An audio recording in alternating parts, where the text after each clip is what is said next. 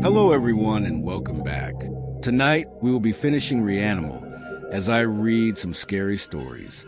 As always, the stories will be linked in the description along with the videos used, music used, playlists, timestamps, and my TikTok.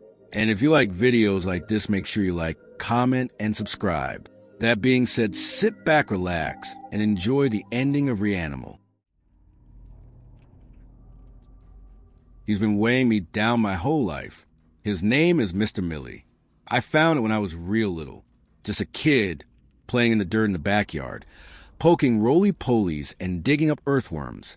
After lifting up a muddy rock nestled between two sprouts of monkey grass, a little brown-black centipede crawled out onto my palm. I eyeballed its tiny legs with curiosity, not knowing then what it was. Its digits pitter-pattered up my forearm, tickling me. I ran to my mother, who was sitting out on the porch. When I tried to show it to her, she told me plainly that she didn't know what it was. She didn't see anything. When I pressed further, her eyes went wide, and she excitedly acknowledged a bug. I was happy then, not realizing until later that she only thought I had a new imaginary friend. It wasn't long before the centipede ran the rest of the way up my arm, slithering beneath the sleeve of my shirt. Its slender legs danced across my skin as it traveled onto my back. When I went back to my bedroom, I removed my shirt and watched over my shoulder into the mirror as the little bug nestled itself over my spine. My pudgy kid fingers struggled to reach behind me and pull it off, instead feeling the pointy feet press into my skin. I don't remember hurting back then, just tickling away that I enjoyed the sensation of. My new friend stayed there, occasionally crawling around higher or lower, sometimes on my shoulder or the back of my neck. From then on, a few weeks after finding it, I learned what a millipede was in a picture book. That's when I named him Mr. Millie. I realized he was a centipede a short while later, but the name stuck. Of course, as any kid would, I tried to tell other kids about him, teachers too. Nobody seemed to recognize him. There was even a point around 4th grade where my parents had me see a psychiatrist. Mr. Millie was dismissed as a figment of my mind that I'd soon grow out of. The first time I felt something off was when I entered the 6th grade at a new school. We were all introducing ourselves in math class. When it was my time to stand, I felt a sharp sting in the center of my back, causing me to yelp out, thinking I had been poked by someone with a pencil. The students laughed at me as I rubbed my back. The familiar warmth of embarrassment creeped up my cheeks, and I went on with my day timidly. When I got home that afternoon, my mom asked me all the questions you'd expect a mom to ask after the first day at a new school. I told her about the incident in math class, and she told me off, scolding me about needing to grow up. She didn't want to hear any more about Mr. Millie. After the lecture, I went to my room and removed my shirt to inspect him. That was the first time I realized he had grown. I was shocked. He was now as wide as my spine, and at least 8 or 9 inches in length. I really started to feel his weight after that, gripping onto my spine with his pointy legs, each one pulling my skin and pinching it to keep hold. My scrawny hands attempted to remove him, just as I had when I was younger. My fingers wrapped around his warm, hard exoskeleton, and I tugged hard. He dug deeper into my skin as a response, and I felt his limbs as they hugged the bone beneath. Pain shot up my spine, and I was forced to give up. I tried to keep it to myself, scared my classmates or, God forbid, my own mother's reactions. I'd feel his occasional pinches or bites when taking a test or giving a presentation. It never happened often enough for me to get used to it. Each one surprised and hurt me, always leaving me shuddering for the day. I resented Mr. Millie. I wanted him gone, but I didn't know what to do. After manning up and admitting my back pains to my mother, she took me to a specialist in 8th grade. The doctor couldn't see him. It was only after an hour being exposed and embarrassed, my skin being pressed against cold, hard metal, that I was told to put my shirt back on. He couldn't diagnose me with anything more specific than chronic back pain, something to be treated with an occasional ibuprofen. Despite my best wishes, it only got worse as I entered high school. Mr. Millie grew to become big enough that I could feel his weight at all times. I gained a hunch. His legs wrapped themselves all the way out to the sides of my rib cage. They gave me periodic stinging jolts throughout every day. As much as it hurt, I lived with it. One memory from this time that stands out to me was when I was a sophomore. I walked out of the last class on a Friday with some classmates. We had made collective plans to go to one of their houses to watch a movie. Just as we exited the door of the school, Mr. Millie bit down hard, his sharp mandibles clenching around my spine, right below the shirt collar. I shouted out in pain, fiery neurons shooting out across my back and shoulders. I collapsed onto pavement. The other kids feigned concern, but ultimately, I was left limping home alone.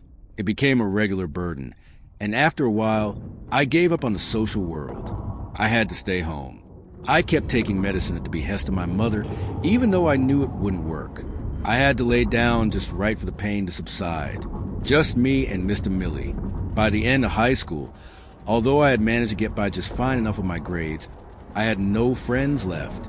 Through the pain, I had managed to keep my only real passion, music, going. I had been practicing the trumpet with the intent of applying to music schools for college. Hours upon hours of preparation, locked away in a room all alone. It was the only thing that really added to my life in a way that I liked. Luckily, Mr. Millie tended to leave me alone during these times. When it finally came time for auditions, I drove 3 hours north to reach one of the schools I had applied to. I felt the familiar weight of Mr. Millie return as I stepped out of the car and approached the building. I received a name tag and was ushered towards my warm-up room. I wondered if they could see the monster on my back under my collared shirt. His legs wrapped themselves all the way around my torso while I sat there trying to play a few notes. When I was called to go into the concert hall for the audition, I struggled to even stand. His weight was staggering, like I was lugging along a full hiking backpack. By the time I reached the door, my forehead was slick with sweat. My stomach churned and a bottomless pit formed. They called my name. I walked in. The judges sat far away in the empty hall behind curtains. They called out for the first excerpt. I took a shaking breath and attempted to calm myself. I raised a mouthpiece to my lips and started to play. It started out audibly shaky, but okay. Mr. Millie squeezed his legs around my ribcage, pressing the bones into my lungs. My breath hitched in my throat, and I could hardly breathe. The notes began to sputter and die, falling limply into front row of empty chairs. A chill ran through my whole body when I heard the sound. I spastically finished the excerpt and lowered my horn. Mr. Millie tightened his grip, and my cheeks were flushed red. They called for the next excerpt. I sighed with relief. I was terrified they were about to kick me out. As Mr. Millie relaxed himself, I began to relax too. I raised my horn and began to play. Suddenly, the mandibles closed around the nape of my neck and dug into my skin, cutting deep and spreading a terrifying warmth over my skin in an instant.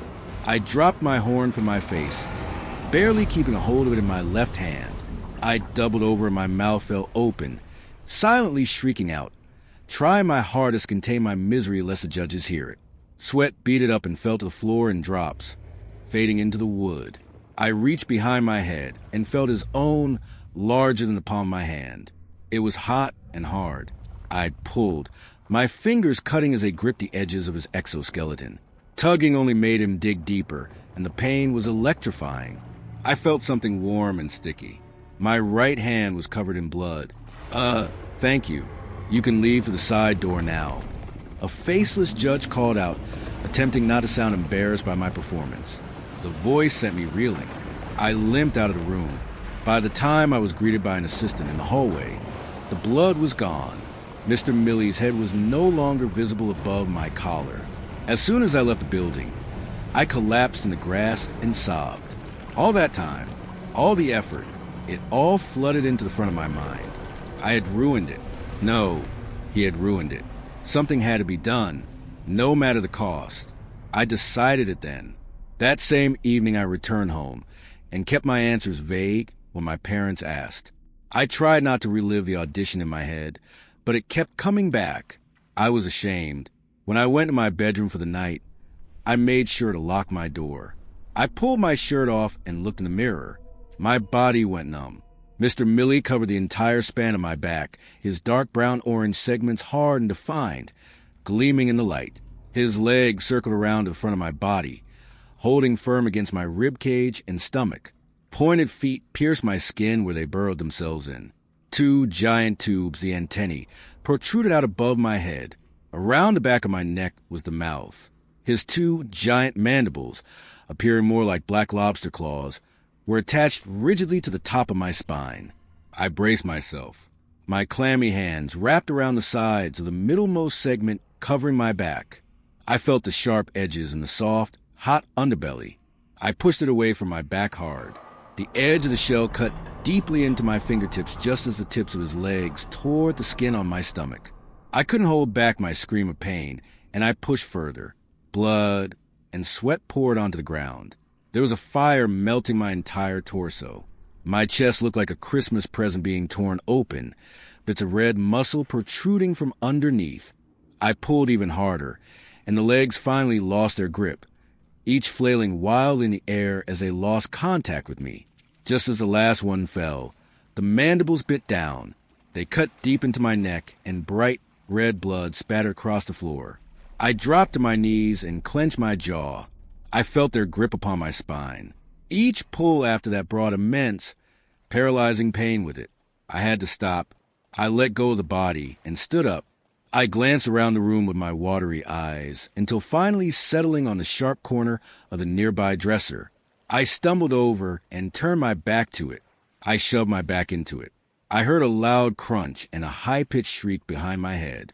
The mandibles loosened slightly. I lifted myself forward. I dug my heels into the floor and drove my spine into the dresser again.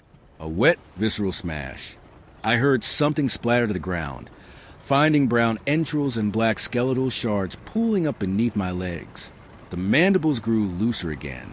When I lifted my body, the mandibles shut with renewed vigor, cutting deeper into my body. My head involuntarily tilted forward, and I felt cool air rush over a huge gash behind my ears. With one more push, I flung myself into the sharp wooden edge. Another ear-piercing scream behind me preceded a loud thud as the bottom half of Mr. Millie fell to the floor in a tangle of limbs and guts. The mandibles finally opened, allowing the rest of him to fall into the pile. I fell forwards, unable to catch myself as I collapsed to the ground. In a pained haze, I watched on the floor as the front half of Mr. Millie raised his antennae above the pool of organs. He searched the floor with them before quickly scuttling away, leaving a brown, sticky trail behind him. I closed my eyes and embraced the cool ground. The pain slowly faded. When I opened my eyes again, the entrails were gone. There was no more blood, no evidence of a struggle. When I sat up, I realized that I was no longer wounded. I winced as I felt the back of my neck, which was completely fine. I stood and observed the room. No sign of Mr. Millie. That was a month ago. It felt nice at first, the weight being gone. I was actually happy that morning. I still am happier, in fact, but I still feel a lingering sensation, that tickling on my neck. I haven't seen Mr. Millie since he slithered out of sight, but I hear it, his legs pitter-pattering the walls, in the ceiling, anywhere I go, always near me. FYI, this story is split up to parts labeled as stories. The strangest passengers I've picked up as a taxi driver. As a taxi driver over the years, most of my passengers were completely normal, just like anyone else. But some of them have stuck in my head to this day. Here are 4 stories I'll never forget. Story 1.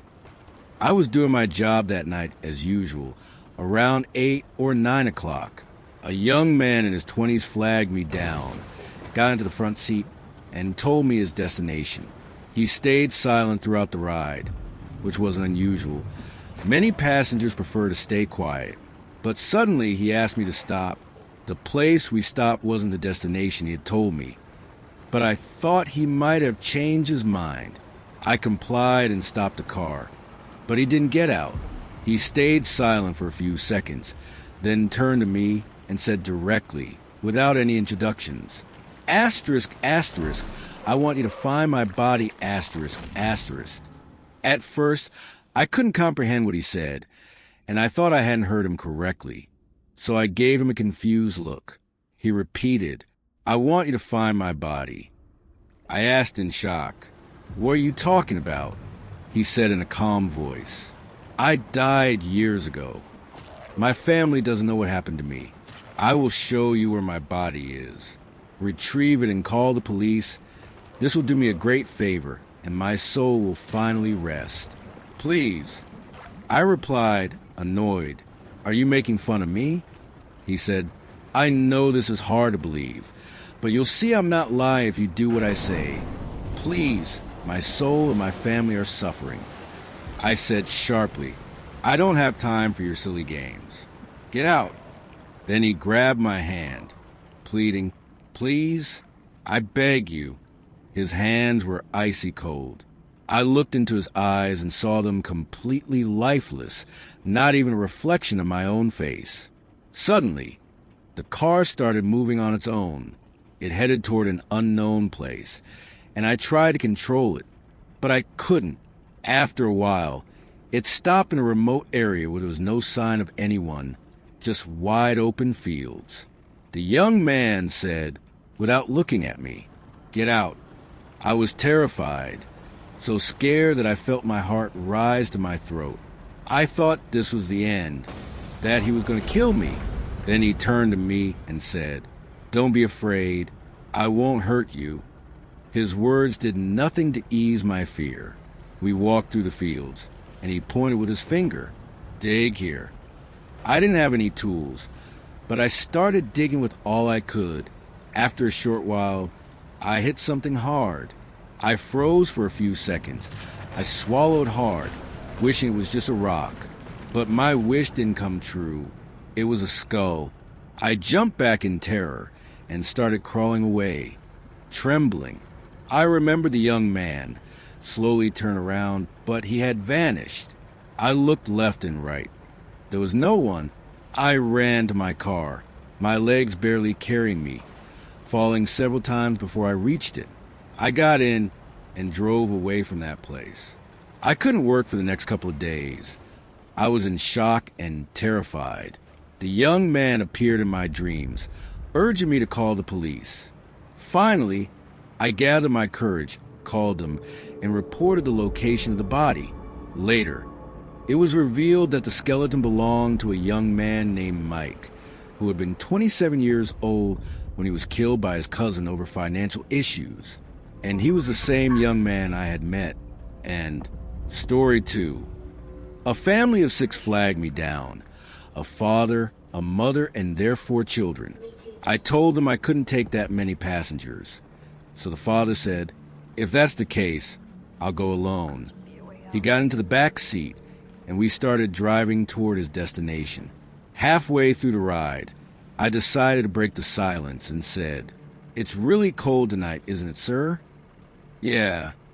But the voice that answered me wasn't a man's. It was soft, feminine. I froze for a moment, then looked into the rear view mirror. There was a woman sitting behind me. I turned to her and said, I don't remember picking up a woman. She replied, really? Then I realized she looked like the same woman who had been with that family. I told her that, and she said, oh, right. My husband changed his mind at the last moment and asked me to take his place. I tried to believe her, even though deep down I was sure I had seen the man get in. A few minutes passed. I glanced at the mirror again, but this time it wasn't the same woman. Now it was a young woman, probably in her early 20s. I stopped the car immediately and said, what the hell? You're not the same person from a few minutes ago. She replied calmly, oh, really? I'm sorry. Sir, you must not have been paying attention. I've been the same person the whole time. I knew what I saw. The first woman had brown hair. This one was blonde. I got out of the car, my heart racing, and in a panic, I made a clumsy, almost ridiculous move, rifling to the back seat and even opening the trunk looking for, I didn't even know what, but there was nothing. I got back in, and before driving off, I looked into the mirror again. This time, there was a teenage boy sitting there. I swallowed hard. My heart started racing. He said in a strange voice, as if a group of people were speaking at the same time, drive For some reason, I obeyed. We finally reached the destination. We're here. One person got out, then another, fourth, fifth, and finally the sixth. My eyes widened in shock. They were the same family I had seen earlier. Then I suddenly remembered they hadn't paid me. I got out and shouted, "You didn't pay me." They kept walking as if they couldn't hear me. I shouted again, "Hey, aren't you going to pay?" They all stopped at the exact same moment, then slowly turned toward me. That's when I saw it. They had no faces, no eyes, no mouth, no nose, just smooth skin. My heart pounded violently, and my whole body started shaking. I ran back to my car and drove away as fast as I could. And story 3. While I was driving down the road, I noticed a man who looked tense, trying to cross the street, but he quickly stepped back onto the sidewalk and repeated the attempt. He seemed extremely nervous. I stopped and asked him if he was okay, and whether he needed a ride. He said he didn't know where he was and just wanted to get home. I asked for his address, and he gave it to me. I asked him to get in, but he remained rooted to the spot. I asked again, but his anxiety only seemed to grow. I opened the door for him myself, and he got in, but he didn't know how to close it. I told him to shut it, and he started fumbling around the door randomly, as if trying to figure out how it worked. In the end, I had to close it for him. The man was wearing an elegant old-fashioned suit, like the kind men wore in the 19th century, complete with a tall hat and a cane. At first, I thought he might be an actor or had just come from a stage performance without changing his costume. We drove on, and he seemed increasingly agitated, inspecting the car with his eyes. He asked, "What do you call this thing?" I said, "Pardon? What do you mean?" Then I realized he meant the car. I answered, "Oh, this is a taxi." I was surprised by the question. He spent the rest of the ride complaining about the strange houses, the machines that move on their own cars, and the large boards with moving people inside them billboards. And because I had assumed he was part of a play, so I thought he was still in character or something like that. We finally arrived at his destination. He paid me and got out. Just as I was about to drive away, I heard him shouting, "Oh, my house! What happened to my house?" He was standing in front of an old, abandoned home, clearly from another era. Then he asked, "Did thieves break in? Did someone attack my home?" I watched him for a moment and thought, this guy seemed completely insane. I got back in my car and drove off. A few minutes later, I glanced at the money he had given me. Something felt off. I looked closer. It wasn't like any money I had ever seen before. It was ancient, as if it had come from another time entirely. And story 4. I was driving down the road when a woman flagged me down. She got in, and the entire ride was quiet. Nothing unusual. It all felt normal. When we reached her destination, she looked a bit nervous and said, "I'm sorry I forgot my wallet. I'll go inside, grab the money, and come back to pay you." I said, "All right, no problem." She got out and went into the house. I waited. 15 minutes passed, and during that time, I kept honking the horn, hoping she'd hear me and come back out, but she didn't. Eventually, I decided to get out and go up to her house. I knocked on the door repeatedly and called out, but no one answered. No one came out. I looked through the window and noticed the place was in complete disarray. It looked abandoned, like no one had lived there for a long time.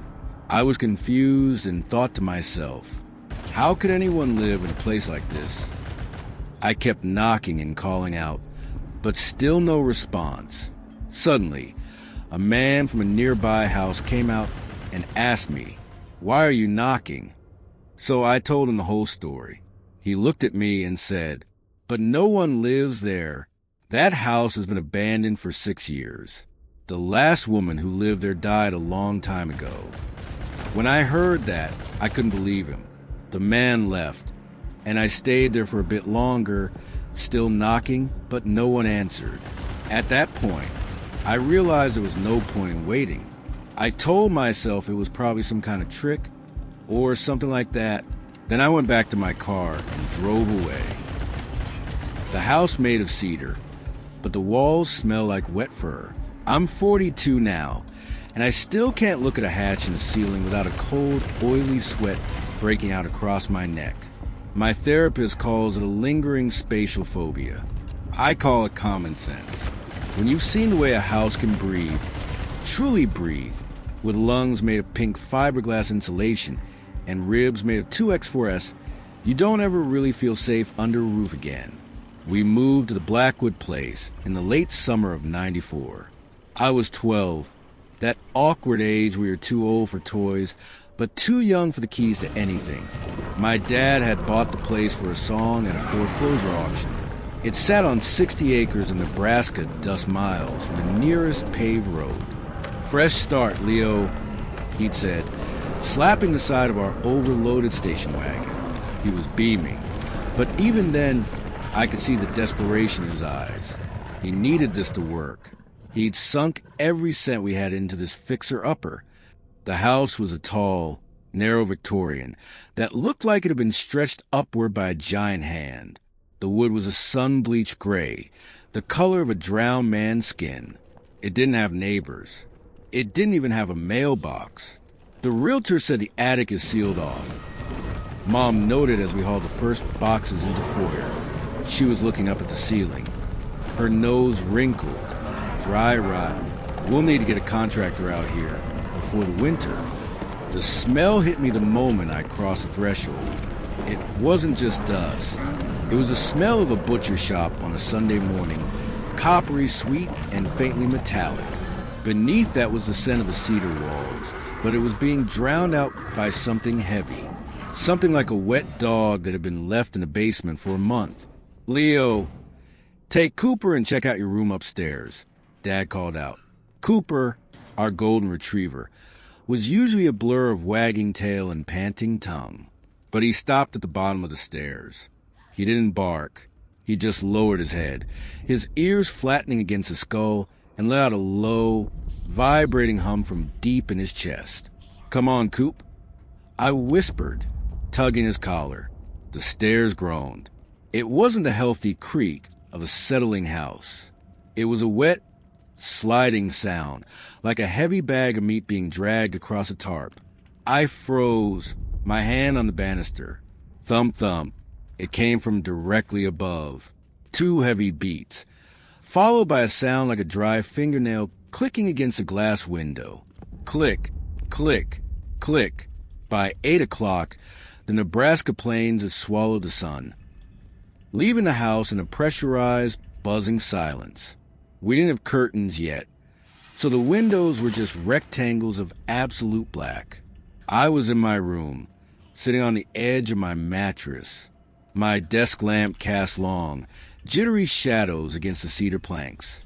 Every time I looked up, my eyes went to the hatch. It was a simple square of plywood, but it didn't sit flush. The latch was rusted through, leaving a half-inch gap on the left side. A thin, jagged slit of darkness. Escararty. The sound was sharper now. It wasn't a drag. It was a carving. I stood on my bed, my heart hammering against my ribs. As my eyes adjusted to the shadows near the ceiling, I realized a knot in what I'd seen earlier wasn't a knot at all. It was a hole, small, jagged, and recently made. The wood around it looked chewed, as if something with teeth like needles had been patiently gnawing through the plywood from the other side. I reached up, my fingers trembling. I wanted to push the hatch closed. I wanted to hear the click of a lock that wasn't there. Then the smell drifted down. It was so thick I could almost taste it. A damp, meaty rot that felt like it was coating my tongue. "Cooper?" I whispered, looking toward the door. The dog was standing in the hallway, silhouetted by the light from the stairs. He wasn't looking at me. He was looking at the ceiling. His lips were pulled back, showing his teeth, but he wasn't growling anymore. He was making a rhythmic, wet clicking in the back of his throat. Click, click, click, click. It was the exact sound from the attic. Suddenly, a voice drifted down from the hatch. It was thin, whistling to the tiny hole like air escaping a punctured tire. It sounded like my dad, but the pitch was wrong, flat and mechanical. "Leo, take Cooper, check out upstairs." The words were mine. The words Dad had said 4 hours ago, but they were being spat back at me from the dark, syllable by syllable, as if something were tasting the sounds before it let them out. Above the hole, a pale shape shifted. I saw the glint of an eye, huge gray and mapped with red veins, pressed tight against the wood. It didn't blink. It didn't move. It just watched. And then, the wood of the ceiling didn't just creak. It stretched. I heard the sound of tendons snapping and with fibers tearing as something heavy shifted its weight. A sound like a wet bandage being ripped off a massive, ancient scab. I didn't sleep. I sat in the corner of my room with a baseball bat, watching the hatch until the sun finally bled through the window. By breakfast, the terrors of the night felt like a fever dream, the kind your brain tries to prune away to keep you sane. Downstairs, the house smelled like burnt toast and cedar. My dad was already hunched over the kitchen table with a stack of blueprints and a cup of black coffee. "Dad," I started, my voice cracking. "There's something in the attic. It was talking. It used your voice." He didn't even look up. "It's the acoustics, Leo. These old Victorian builds are like giant wooden flutes. Wind catches the gables, vibrates through the cedar. It can sound like voices. It's called pareidolia. The brain tries to find patterns in the noise." "It wasn't a pattern," I whispered. "It was you." "Leo, enough," Mom said, coming in from the porch with a box of mason jars. Her face was tight. The stress of the move was already carving lines around her eyes. "We have enough to worry about without you making up ghost stories. The pantry has a leak. The cellar is damp, and Cooper is..." She stopped. We all looked at the corner by the refrigerator. Cooper wasn't his usual self. He was backed into the corner, his chest heaving in jagged, shallow rasps. A limb descended. It didn't fall, it unfolded. It was the color of a mushroom, translucent and slick, looking more like a giant, peeled ginger root than an arm. It had to be 6 feet long, with knobby, multi-directional joints that clicked like a bag of dice as they straightened. It didn't have a hand. It had a cluster, 5 long, needle-thin digits that moved independently, like the legs of a crab. The hand hovered inches above Cooper's head. "Good boy." The voice came from the attic, but it wasn't a voice. It was a perfect, crystalline mimicry of the way my dad spoke when he gave Cooper a treat. The needle fingers didn't grab the dog. They threaded into his fur. I watched in frozen horror as the pale digit slid under Cooper's skin at the scruff of his neck, as easily as a needle slides through silk. Cooper didn't yelp. He didn't even flinch. His eyes went wide and milky, his entire body going limp as if his nervous system had been switched off. The arm began to retract. It lifted the 60-pound golden retriever off the floor with no effort at all. I watched my dog rise into the air, his paws dangling uselessly, his head lolling back. As he reached the dark square of the hatch, the arm didn't just pull him in, it folded him. I heard the wet, sickening crunch of ribs being compressed, not out of malice, but because the hole was too small. The creature wasn't bringing a dog into the attic. It was bringing material. Cooper's hind legs kicked once, a final reflexive twitch, before he was sucked into the darkness. The hatch clicked shut. Silence returned to the house, thick and suffocating. I slumped against the door, my breath coming in ragged gasps. I looked down at the floor where Cooper had been standing. There was no blood, just a single, perfectly circular puddle of that gray, oily fluid. And then, from the ceiling directly above my head, inside the master bedroom, I heard it, Click, click, click, click. It was the sound of Cooper's claws on the floorboards, but it was coming from inside the attic. And then a bark. It was Cooper's bark. Happy, playful. Leo, come play. The dog was calling me from the ceiling. The sun came up cold. It didn't bring any of the usual morning sounds. No birds, no wind, just a flat, oppressive stillness. My dad was the first one out of the room. He moved the dresser with a grunt of effort. His face set in a mask of back-to-business determination. He still thought he was dealing with a fixer-upper. He still thought he was in charge. "Cooper," he called out, his voice echoing in the hallway. "Coop, where are you, buddy?" There was no jingle of a collar, no frantic clicking of claws on the floorboards. "Leo, did you let the dog out?" Mom asked, coming out behind him, rubbing her arms against the morning chill. I stood in the doorway of the master bedroom, my eyes fixed on the ceiling of the hallway. The hatch was closed, but the wood around the edges looked swollen. The cedar planks were bulging downward. The grain stretched tight like skin over a bruise. I didn't let him out. I whispered. Dad walked into the kitchen, then out to the porch. "Cooper, Coop."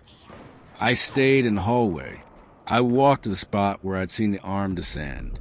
On the floor, lying perfectly flat in the center of a pale gray stain, was Cooper's collar. The buckle wasn't broken. The nylon wasn't torn. It looked as if the dog had simply melted out of it. I picked it up. It was cold, and it felt heavy, coated in a layer of that same translucent mucus. He must have slipped out a window, Dad said, coming back inside, his breath hitching. He saw the collar in my hand, and his face fell. "How did he get out of his collar?" That's impossible. It was on tight." "He didn't go outside, Dad," I said, my voice trembling. "Don't start, Leo. Not today." Then it started. It was a soft, rhythmic sound. Ha, ha, ha, ha. It was the sound of a dog who had just finished a long run in summer heat. It was a heavy, wet panting of a golden retriever. But it wasn't coming from the floor. It was coming from the wall behind the coat rack.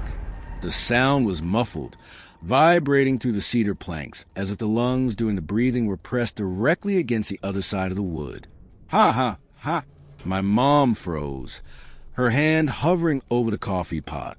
Is he in the walls? Frank, is there a crawl space back there?" Dad went to the wall. He pressed his ear against the cedar. The panting stopped instantly. A second later, a sound came from inside the wood. It was a low, playful woof, the sound Cooper made when he wanted you to throw a ball.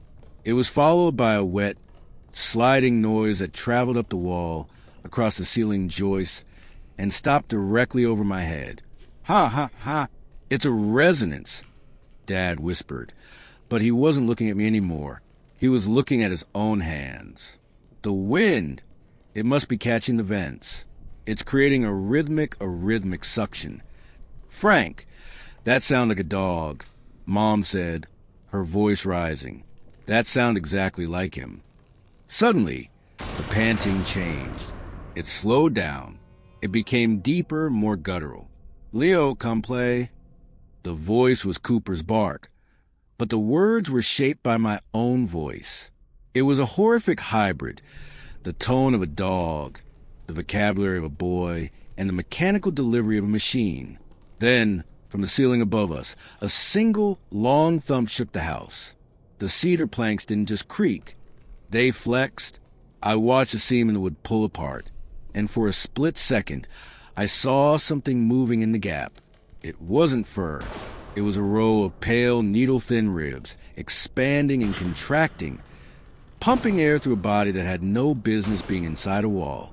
"We're leaving," Mom said, her voice cracking. "Frank, get the keys. We're leaving now." "Wait," Dad said, his eyes wide. He was staring at the pantry door, the one he'd nailed shut. The nails were starting to turn, slowly, as if they were being unscrewed from the inside. The heavy framing nails were rotating, backing out of the wood with a high-pitched metallic screech. Scree, scree. Something was coming out of the pantry.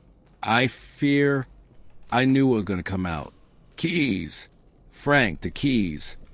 Mom was hysterical now, her hands trembling so hard she dropped her purse. Dad didn't move. He was staring at the pantry door. The last framing nail fell to the floor with a hollow clink. The door didn't swing open. It sloughed off its hinges, held up only by thick, ropish strands of that gray, translucent slime. "Get to the car," Dad commanded. His voice suddenly calm, the calm of a man who realized he brought his family into a slaughterhouse. "Leo, take your mother. Go." We bolted for the front door. I grabbed the brass handle and pulled. It didn't budge. It wasn't locked. It was fused. The gray fluid had leaked into the frame overnight and hardened into something with the tensile strength of steel. "The window," I yelled, pointing to the large bay window in the dining room. We scrambled toward it, but as we crossed the threshold, the floorboards contracted. Snap, snap, snap. The cedar planks under Dad's feet opened like a set of wooden teeth. "Frank!" Mom screamed. Dad's right leg had fallen to the floor, but he wasn't hitting the dirt of the crawl space. He was being pulled. I looked down and saw the pale, multi-jointed arm from the attic. No, 3 of them, winding around his thigh like constricting pythons. "Run!" Dad roared, slamming his tire iron into the floorboards, trying to shatter the wood. But the wood was no longer wood. Where he struck the cedar, it bled. A thick, dark ichor sprayed the wallpaper, smelling of old copper and wet fur. The house let out a sound, not a groan, but a whistle, high then low. 2 notes, and then the mimicry began in earnest. From the walls, the ceiling, and the floor, a dozen voices erupted at once. "Leo, come help with the kitchen, boxes." "Good boy. It's just an old house." "Leo." It was cacophony of our own voices, overlapping and distorted. Suddenly, a massive, pale shape lunged from the dark of the pantry. It wasn't a separate creature. It was a knotted mass of muscle and skin that was still physically attached to the inner wall of the house. It hit Dad with the force of a freight train. I watched, paralyzed, as the creature's fingers, those needle-thin 6-inch digits, threaded themselves into the pores of my father's face. They didn't punch through. They slid in, navigating under his skin as if they were looking for his nerves. "Frank!" Mom lunged for him, but I tackled her back. "Mom, look at his arm." My dad's left arm, the one he was using to hold himself up, was turning gray. The skin was becoming diaphanous, the veins turning a dark, oily silver. He wasn't being eaten. He was being integrated. "Go!" Dad gasped, his eyes rolling back. The creature pulled. The sound was like a tree trunk splitting in a storm. Dad didn't scream. He couldn't. His jaw had been fused to the floorboards. I saw his ribs arch, his shirt tearing as his torso was dragged inch by inch into the gap in the floor. The last thing I saw of my father was his hand, still gripping the tire iron, turning into the same sun-bleached gray as a house's exterior. The metal iron didn't fall. It was swallowed by his palm, the skin growing over the tool until it looked like a natural, jagged protrusion of bone. "The window, Mom. Now!" I grabbed a heavy dining chair and shattered the bay window. Glass sprayed the porch. I shoved my mom through the opening, her dress catching on the jagged shards, but she didn't feel it. I scrambled out after her, hitting the porch and rolling into the Nebraska dust. We didn't look back until we reached the station wagon. As Mom fumbled with her spare keys, I turned. The house was different. The tall, narrow Victorian didn't look like a building anymore. It looked like a huddled shape. The walls were pulsing, a slow, deep respiration that kicked up dust around the foundation. In the upstairs window, my bedroom window, a face appeared. It was pale. It was stretched. It had my father's nose and Cooper's wide, glassy eyes. It pressed its mouth against the glass, and even from 50 yards away, I heard the whistle. Mom slammed the car into gear. We fishtailed out of the driveway, the tires screaming against the gravel. As we hit the main road, I looked at the rear view mirror one last time. The pulsing had stopped. The gray fluid had retracted into the seams, and the sagging organic weight of the building seemed to stiffen, hardening back into the sharp, clean lines of a Victorian home. The Blackwood place stood perfectly still against a rising sun, looking exactly as it had the day we arrived. A beautiful, silent bargain. The trap was reset, and it was waiting for the next fresh start to pull into the driveway. My son had an imaginary friend he called Dog Man. Dog Man, Jordan exclaimed one day. We were camping. It was a beautiful spot nestled in the mountains. My wife picked the place, saying her dad once took her when she was a kid. I was a sucker for tradition, and when the opportunity revealed itself through a gap in work days, we just had to go. The trees shivered against a gentle breeze, their leaves shimmering shades of lemon and evergreen. It was cold, but good kind of cold, the kind that filled your lungs with crisp life. It was Jordan's first time camping, and we never could imagine how happy a kid like him would be. Dog Man, what's that? I asked. It was a few hours since we arrived. I was fixing up the tent, making sure it was secure, when he suddenly pulled at my jacket and pointed to somewhere between the trees. He's there, Jordan said, a toothy smile plastered on his round face. I turned and looked, expecting some kind of coyote or something, but there was nothing. Our research said that the only kind of wildlife we had to worry about were bears, but we were miles away from their territory, and even those were marked with large signs. Still, it kind of spooked me, so I played along. Oh yeah? What's he doing? I asked half-mindedly. I was focused on the tent.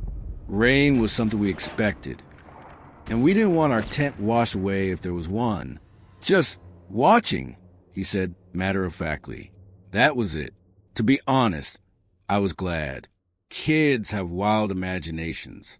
For him to say that a Dog-Man hybrid was just watching us was, in a weird way, relieving. When I was his age, I saw faces in the sidewalk blowing raspberries at passers-by. I smiled and said, well, ask him if he could lend a hand. We still have a lot of work to do. Come on. I pulled Jordan away to set up a table where we'd have lunch. It was a plastic foldaway that Kate bought online. In the time we put up, Jordan kept his attention fixed to the same spot.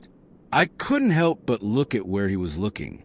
There really was nothing there, just dead leaves on the forest floor in between some trees. He wasn't scared nor happy to see whatever he saw, just amused. I couldn't help but think he was keeping an eye on it. Is he still watching? I asked him. Jordan nodded his head.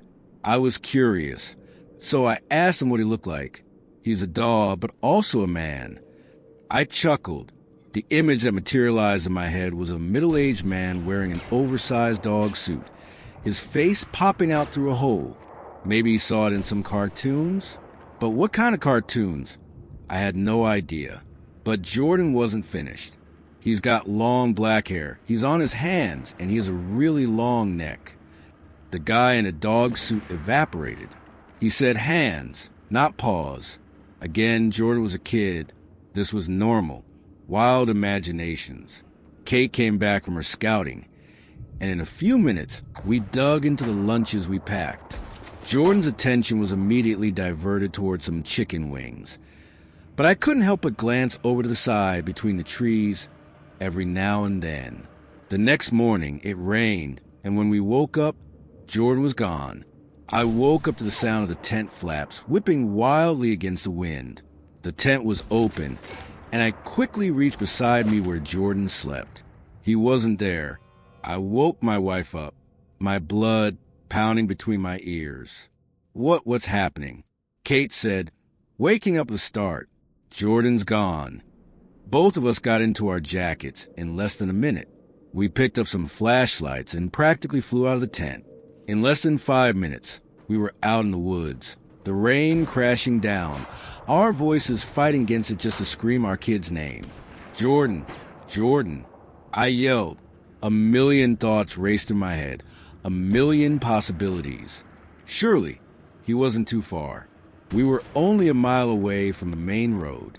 He knew where the car was. Did he have his compass with him? There weren't any cliffs or ditches nearby. That was something Kate made sure of. I blew on a whistle, hoping he would recognize the high-pitched sound. He wore a neon green jacket, so we'd be able to spot him on the horizon if we had to. Instead, I saw Kate's orange parka and ran after her. "Nothing," I said breathlessly. "Oh, God. Aaron, where is he?" she asked before falling on my shoulder. I held her tight and promised we'd find him. "He's half blind, Aaron. He must be cold. All this rain. Oh, God." I held her tighter and promised over and over and over again. Half an hour later, search and rescue arrived. It was still raining hard. They asked us a few questions and sent out teams, some volunteers. One of the rangers stopped us from joining in, said we had been in the rain for too long. We didn't care. We wanted to find our son. It was the longest afternoon of my life. We joined the search team after a few hours, now with raincoats to ease the rangers' worry. My voice grew hoarse from shouting his name over and over again. His name echoed through the woods from a dozen voices, and for a while, I feared the worst. Then the radio piped up. Each of us had one. It was one of the rescue teams. We found him. We tore through the woods and found Jordan at the campsite, surrounded by a crowd of rescuers. They were smiling and relieved, but it was nothing compared to what my wife and I felt at that moment. When we reached him, we scooped him up and held him in our arms and cried. He looked like he came from an afternoon of playing in our backyard, and not as if he was alone in the woods for several hours under heavy rain. His clothes were intact, nothing more than scuff marks and some splattered mud on his pants. His hair was all over the place, as if he tumbled through a wind tunnel. In fact, he looked bored. "Are you okay, baby?" Kate asked him for the 6th time. "Yeah, I'm good." "Where did you go?" I asked him. "I went to pee." Kate and I looked at each other and laughed. We laughed at the absurdity of it all. At that moment, we didn't care why he went away, as long as he was with us now, safe and sound. We thanked the search and rescue, the volunteers, and the local police. They had a doctor look at Jordan, just to make sure he didn't break a bone or anything. Needless to say, our camping trip was cut short. We walked back to our car. It was already dark. The sun had set an hour ago, so the police offered to escort us on the way back with flashlights. We took them up on it and marched through the woods back to civilization. I carried Jordan in my arms. His chin nestled on my shoulder, and I refused to let him go. "Thanks," he said. "We're not out of the woods yet, buddy," I replied. "Not you, dog man." There he was again, even after everything. I turned my head and saw Jordan looking behind me. "What about dog man?" I asked, studying his face. It was round, something we've always loved about him. There was also the scar that ran across his face from an accident years ago, leaving one eye of his blind. It was raw and pink from getting soaked in the rain. He kept his attention behind me, towards something nearby. He showed me where to find you. "Really? Well, tell him I said thanks." "No need. He's right behind you." I stopped, only for a second. I couldn't help but turn. There were a couple of police officers to our sides, but right behind me, there was nothing. I flashed my light through the trees, the beam stopping a few feet before the darkness. It was ridiculous, but I felt something, a warm breath on the back of my neck. I shrugged it off and quickened my pace to the front. I passed Jordan to Kate, who was getting antsy and demanded it was her turn. I laughed nervously and followed her all the way to the car. Jordan was bummed out that our trip ran short, and we explained how there was too much rain and it would be too dangerous, and not as if he went missing for a whole day or anything. We bought some ice cream on the way home and watched a movie together. Both Kate and I's nerves still fried from the experience. Scooby-Doo was on, but I could barely keep my eyes on it. "So what happened out there, bud?" I asked when I was putting on the next one. "Aaron," Kate said, and she gave me that look. "It's okay if you don't want to talk about it, baby, but we're here for you, okay?" Jordan nodded, strawberry ice cream dribbling down his chin. Eventually, Scooby and the gang weren't enough to keep us awake. We were exhausted. I turned off the TV and carried Jordan to our room. That night, we all slept in one bed. Kate took a shower while I tried to tuck him in. "Dream good dreams, okay?" I said. "Are we sleeping together?" he asked. "Yep. Don't want to keep you out of sight, you slippery goblin," I said before tickling him. He laughed, and I smiled, happy to see him there. "Safe." But he raised his hand and pointed to the corner of the room. I looked. "Can Dog Man stay?" He pointed to an empty space by our cabinet. The curtains were flat against the wall, and there was nothing else but a chair and my desk.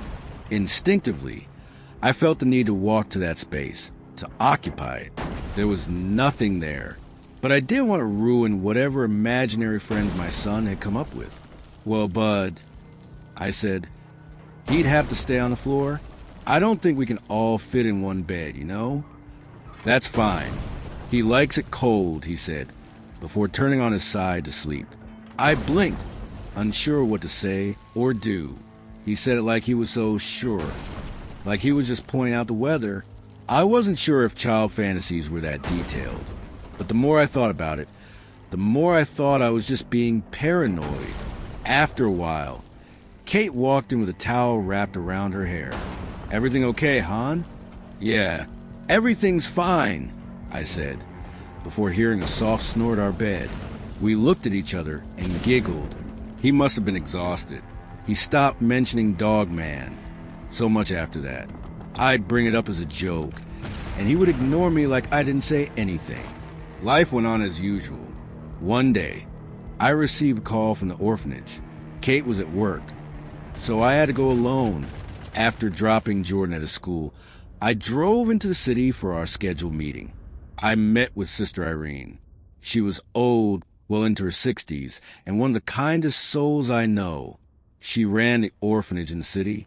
It's where we adopted Jordan. It was nothing unusual. They mentioned that they had to do some monthly check-ins after adoption. It's been almost a year now since Jordan came into our lives. We talked about how he was doing, and if he was doing well in school. We talked about how he was thinking about going into sports and playing some baseball for his school's team. The animosity of those first few months of interrogation, as Kate called it, were gone, and we spoke to each other like old friends. Eventually, I had to let her know about what happened at the mountain. She was horrified, to say the least. I explained how, beforehand, we'd already told him to not go anywhere without us, as well as a few precautions. "Yes, that's Jordan, all right. Like a lightning bolt," she said, shaking her head and relieved that our son was okay. "It was the scariest thing, not knowing what could happen, you know." She agreed. I had to ask that question. I was wondering, by the way, did Jordan ever mention something or someone called the Dog Man by any chance when he was with you? He brought it up a lot that day. Kids and their imaginations, right? Sister Irene looked puzzled. She paused for a moment. It was a wonderful afternoon. You couldn't have imagined the sky was capable of raining down hell like that. Jordan was probably at school. The camping trip probably felt like a millennia ago to him now. Did he say what he looked like? Irene finally asked. Strange question, I thought.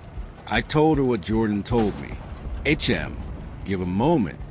Then she brought out a suitcase and opened it.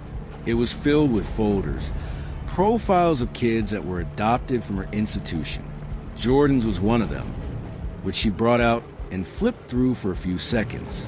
You're aware of the accident, yes? Of course. It was one of the reasons we took him. After all, though they warned us that he was aware of what happened to him, and that he may have trauma from it, we didn't care, and so far, he was nothing but a bundle of weird joy. There were problems, of course. Weeks of coaxing him out of his shell. There were some days he'd be quiet, and I was worried he was remembering a painful memory. Yeah, a fire. His house burned down. Some freak accident. Yes, well, he had a brother. Irene said before handing me a photo. I looked at it. It was burned in some edges, and a yellow hue had clouded the picture. Smiling at the camera was a guy in his early 20s. He had shoulder-length hair, and he wore a checkered shirt and a tank top underneath.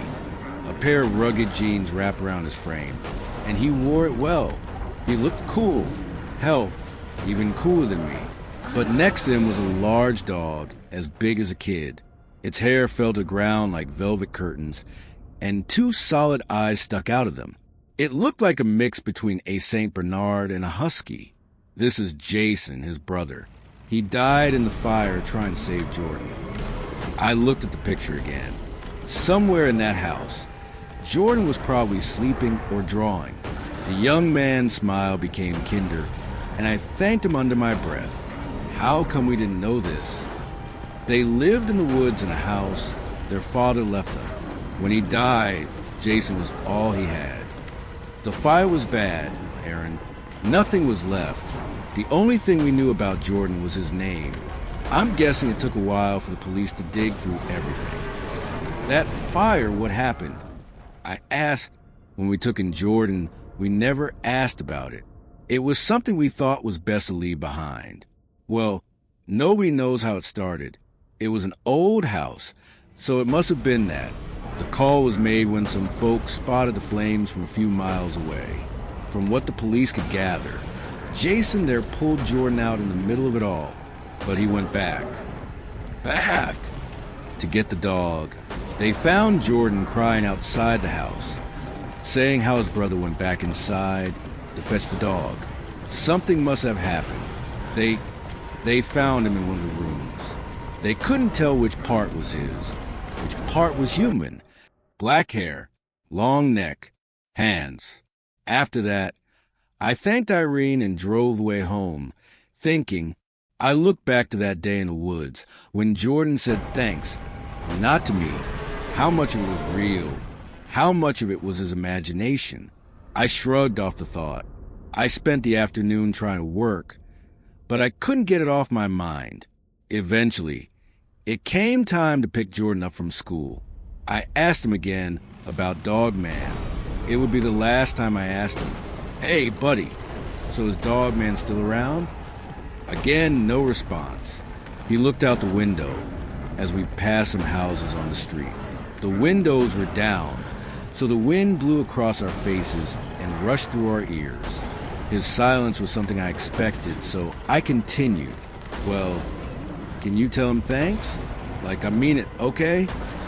A pause. After a moment, Jordan spoke. Okay. I suggested that we stop by on our way home to get some ice cream. We got strawberry, his favorite. After all of that, I was relieved. Jordan's a strong kid, braver than he could ever know. Everything he said, no matter how wild or out of place, I would always take at face value. He knew some things that I didn't. Kids always do. Since then, he's never mentioned Dog Man again, and hopefully, he would never have to. The party club sent me an invitation. I shouldn't have accepted. After the man knocked for the second time and handed me a liver, I knew this wasn't ordinary. It was something beyond my understanding, something supernatural. But it's not like this was bad for me. I was in the business for a while. I worked as a surgeon, a provider for a business, a complex network designed to maximize cooperation and eliminate internal threats. One slip up and you're kicked out or killed. There's always someone ready to replace you. Let's call this business the party club.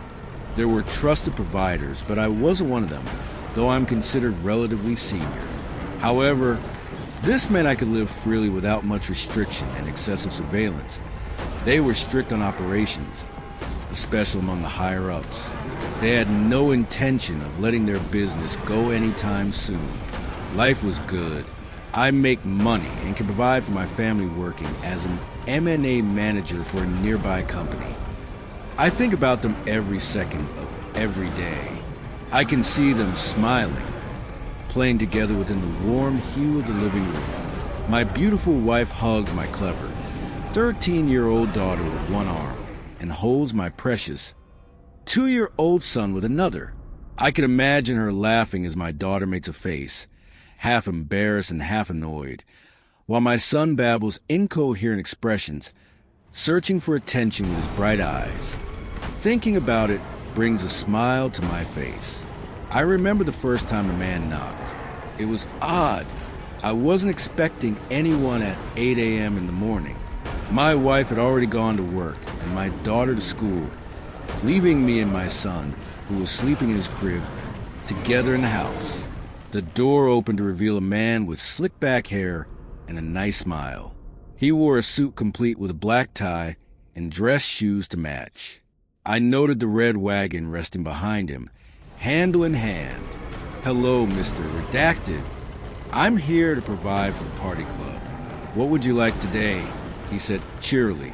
Now, as I provided myself, I was very confused, not because he knew my name, but because he came to find me. In this line of work, it wasn't uncommon for your name to be shared around. Why not call somebody to pick the organs up and send them to a broker? I wasn't sure why he sought me out, but I decided to humor him. Maybe this could be useful. But first I had to find out if he was a real worker or not. "Who are you?" I asked. The man didn't answer. He just stood there, staring at me with his consistent smile. I tried other questions. "Where are you from? Who sent you here? How long have you been in the business for?" Still no answer. I was at a loss, but remembered he asked me what I wanted for today. Jokingly, I asked for a kidney. I wasn't expecting him to take it literally. His smile stretched and he beamed. "Certainly." He turned around and reached into his wagon, pulling out a kidney from the bottom. It unnerved me that I couldn't see the bottom of it. The wagon seemed to stretch down into a dark abyss. He held out the kidney, and I reluctantly took it from him. Still slick with blood, it almost slipped out of my hands. It looked like it was taken from a body seconds ago. "Thank you for ordering." I could only stare as he turned away. I watched as he disappeared down the street. This left me with more questions than answers. But what's the harm in taking advantage of the situation? I put the organ in a small cooler filled with ice and carried it out to the car. Our operation base, a hospital most of you are familiar with, wasn't too far. I wanted to get it to the broker as soon as possible when the organ was most viable. The babysitter came shortly after, and I headed to work. The middleman, who I called on the way, was already waiting for me when I arrived.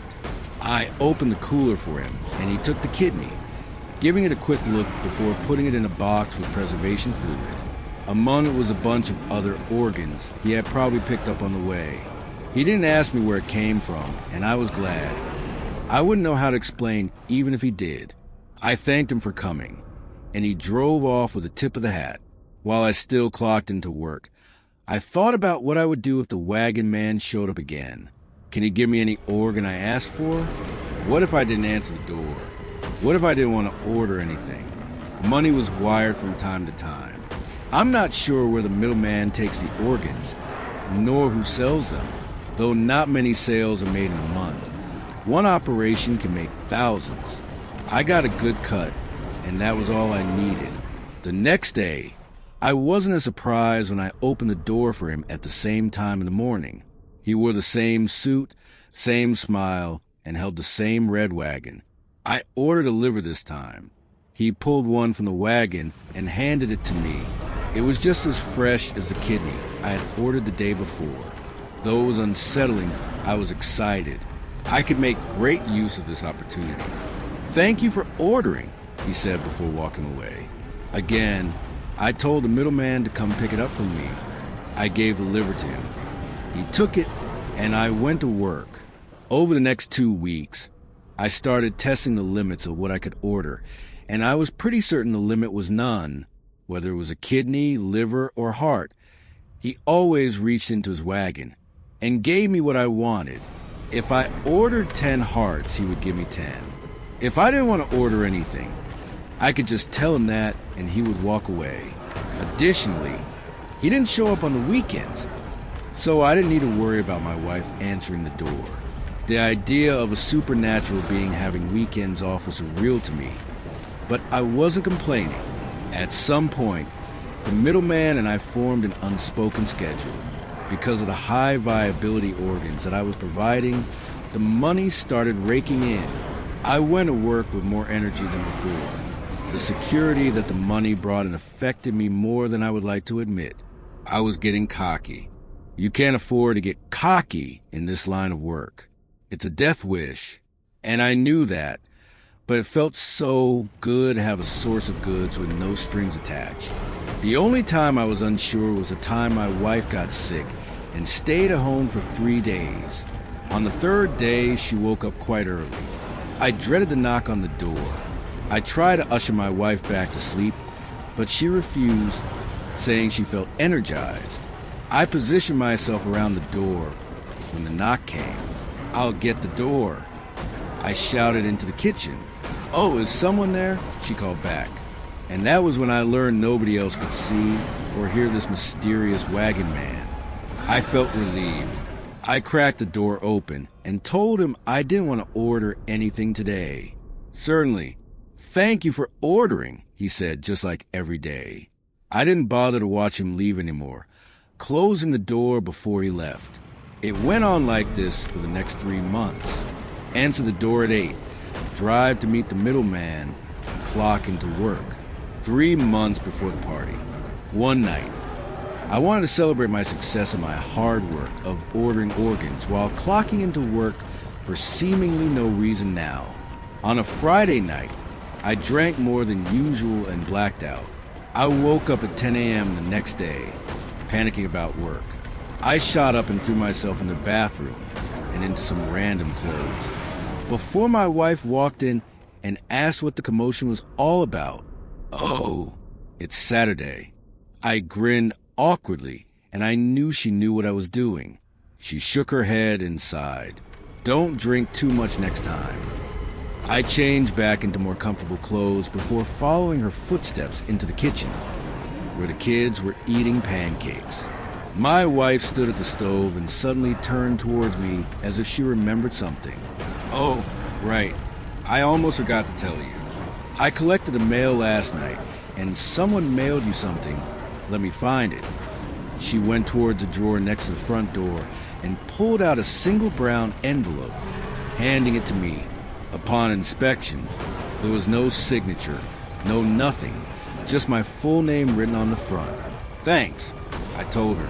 I had a suspicion it might be about work, so I distanced myself from my family before opening it. Inside was a card with neat handwriting scrawled on the inside. Invitation. The annual organ harvest party. For loyal members only. The party club. Address, April 14th, 2023, 10 p.m. No way. There was no way they could have invited me to something so special. I mean, I haven't heard of it before, but after all this time, I was finally being recognized as a loyal member of the business. Maybe I could get promoted, be part of the inner circle. I ripped the note a few times and tossed it in the trash, my heart racing. When was the last time I had been this excited?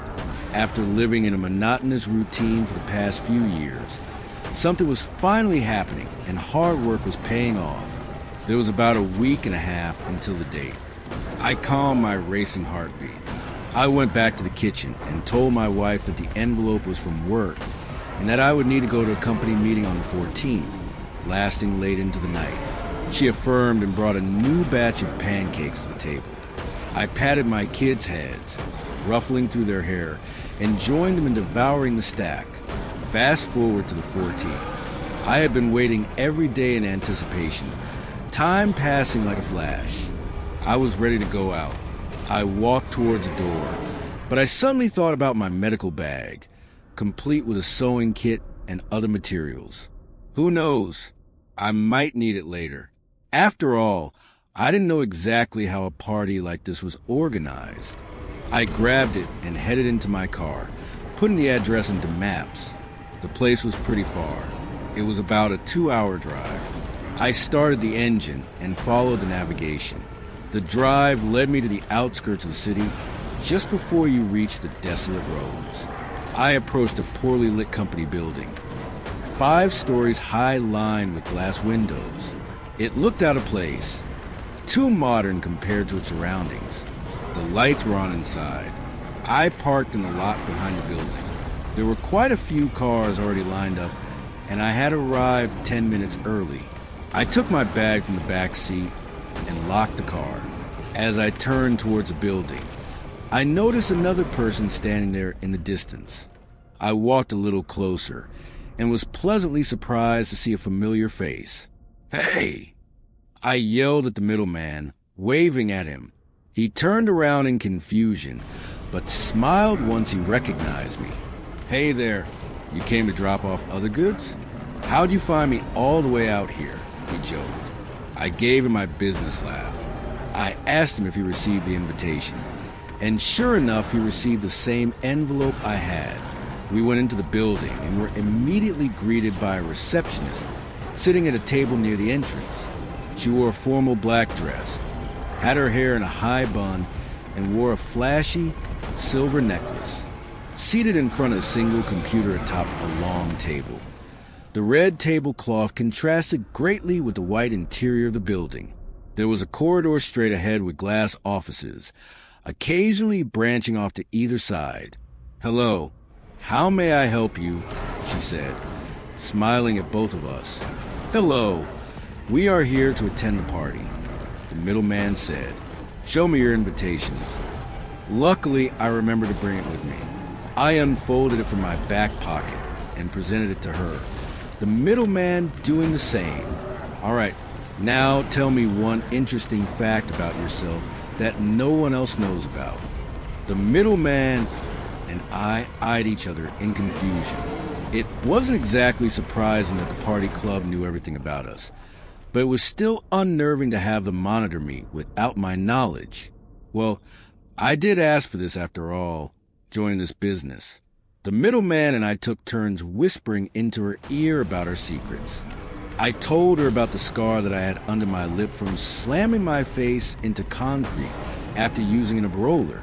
Embarrassing, I know. Once we were done, she clicked on her computer twice, seemingly satisfied. "Welcome to the Party Club's annual organ harvest party. Once you're ready, head down and turn left. You'll find the elevators. Take them to the 3rd floor. Enjoy!" she exclaimed with that same unwavering smile. Somehow, it reminded me of the man with the wagon, but I brushed it off as a coincidence. Ladies first. I beckoned the middleman to walk ahead of me, following closely behind him. I looked back before I turned the corner. The lady was gone. I didn't hear footsteps or any indication of movement. Maybe she left already. We took the elevator to the 3rd floor. It was completely empty despite the occasional pillar. There were already people inside, gathering and talking together in groups, getting to know each other. I estimated around 80 people. Maybe this was something like another lobby, and they were still setting up the main event from the whispers around. It seemed like it was everyone's first time there. Weird. 2 loud claps hushed everyone. I looked towards the source. "Welcome to the annual organ harvest party." I recognized that smile before anything else. It was the man with the wagon who had been supplying me. "I hope you are all having a splendid time.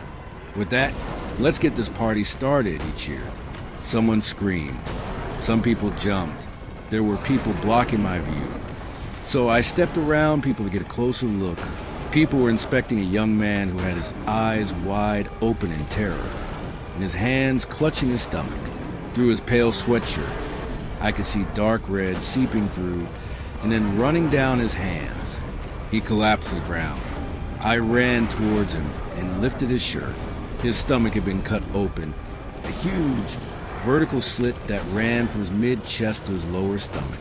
Blood was pouring out, pooling around his limp body. "Quick! Someone call 911. I yelled, but it was too late.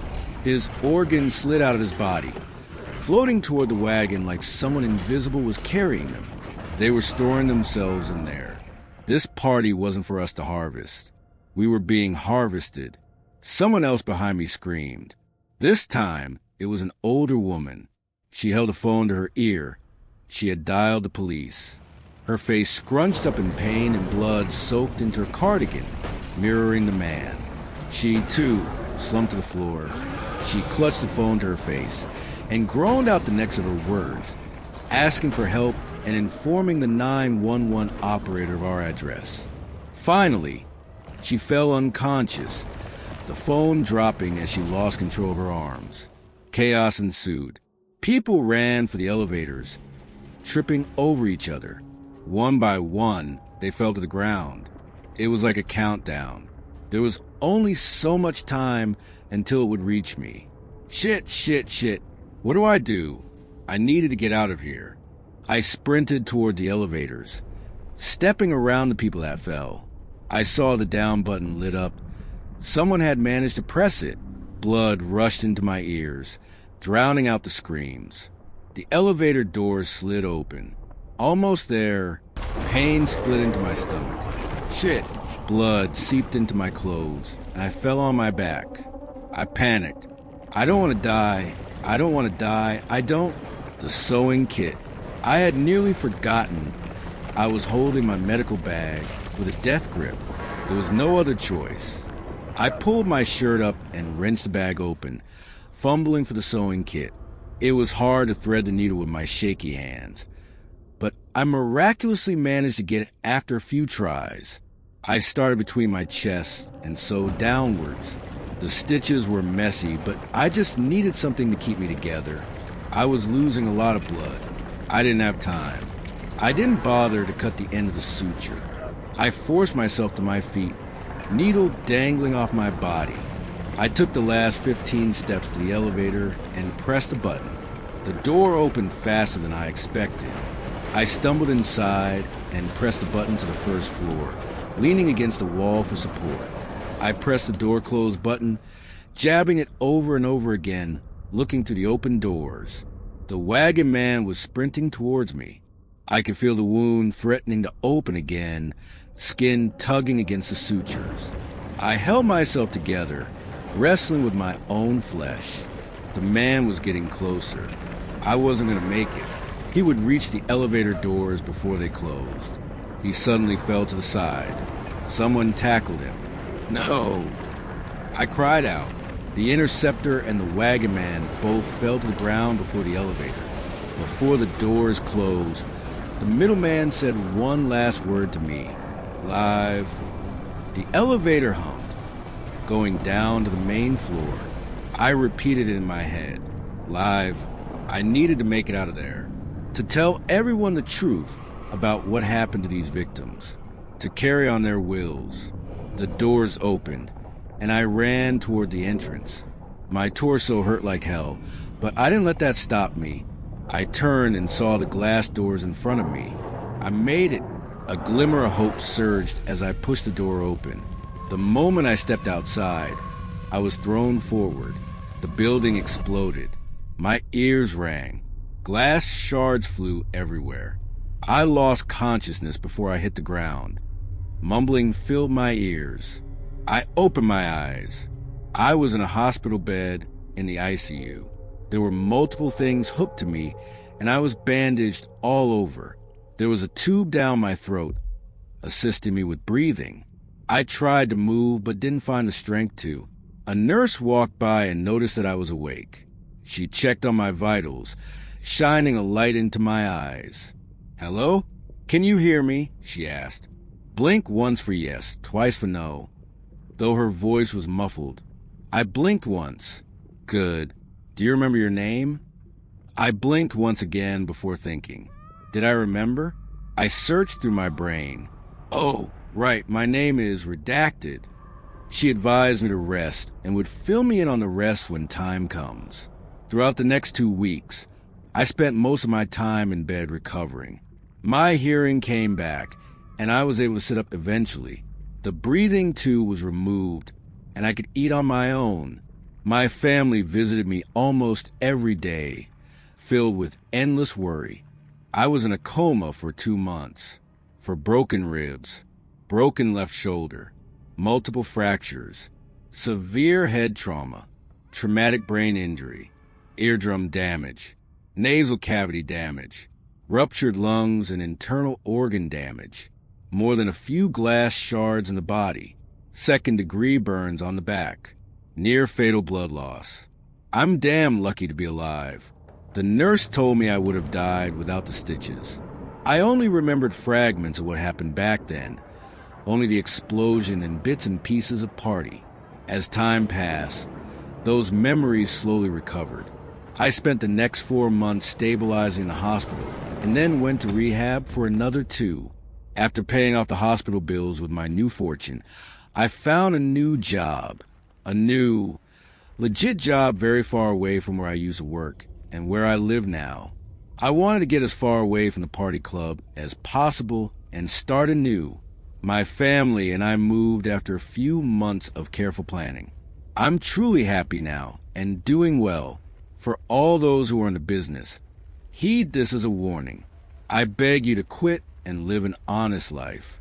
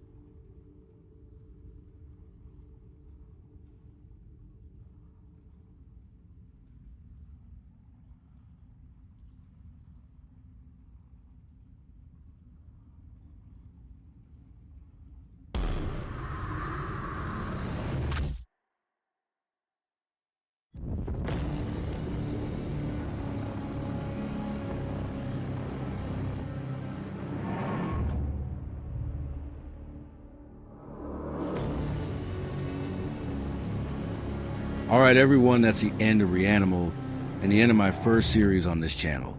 And hopefully you guys enjoyed. This was a fun game to play and fun videos to make. I think I will do another horror game series soon, but I haven't decided what yet. I think I want to stick to the shorter ones around 3 parts, but I don't know yet. But if you have suggestions, let me know in the comments below. But I think that's going to do it for me tonight. I hope you guys had a relaxing time, and I'll catch you guys later. Good night, everyone.